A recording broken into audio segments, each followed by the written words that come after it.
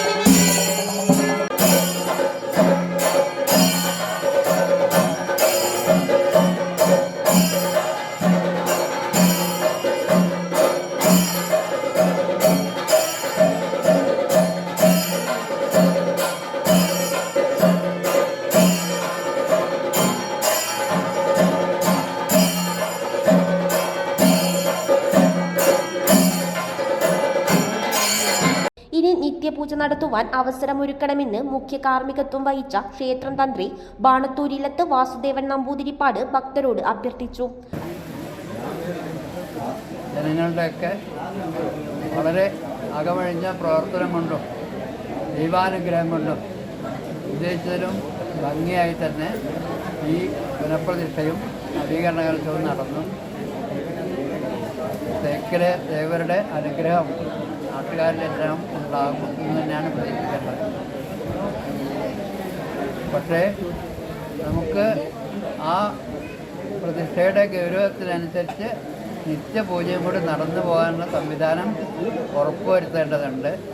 അക്കാര്യം ഇപ്പോഴും ഉറപ്പായിട്ടില്ല എന്നുള്ളത് ഒരു ചെറിയ പ്രയാസമായി നിലനിൽക്കുന്നുണ്ട്. ഇനിയിപ്പോൾ കലശത്തിൻ്റെ ഇന്ന് വൈകുന്നേരം വിളക്ക് വെച്ച് നടയടച്ചു കഴിഞ്ഞാൽ നടയടയ്ക്കുന്നതിന് മുമ്പായിട്ട് അകത്ത് ശ്രീകോലാർക്ക് ദേവന്മാർ വന്ന് പൂജിക്കുമെന്നുള്ള സങ്കല്പത്തിൽ ഒത്തരായ പൂജാപാത്രങ്ങളും ശ്രീമന്ദിര നിവേദ്യവും ഒരുക്കി വെച്ച് നടയടയ്ക്കാറ്. പിന്നെ മനുഷ്യരുടെ പൂജ തൃപ്പടിയിൽ സോപാനത്തിന് മാത്രമേ പൂജ ഉണ്ടാവുള്ളൂ. അത് ഈ നട തുറക്കുന്നവരെ ആചാര്യൻ സ്വന്തമായിട്ടാണ് ആ പൂജ ചെയ്യുക.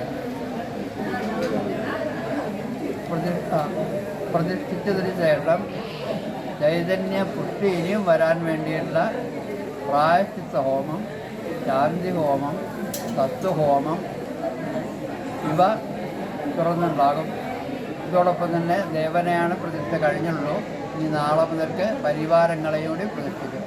ദേവൻ്റെ പരിവാരങ്ങളായിട്ടുള്ള ആൾക്കാരെയും കൂടി പ്രതിഷ്ഠിക്കും.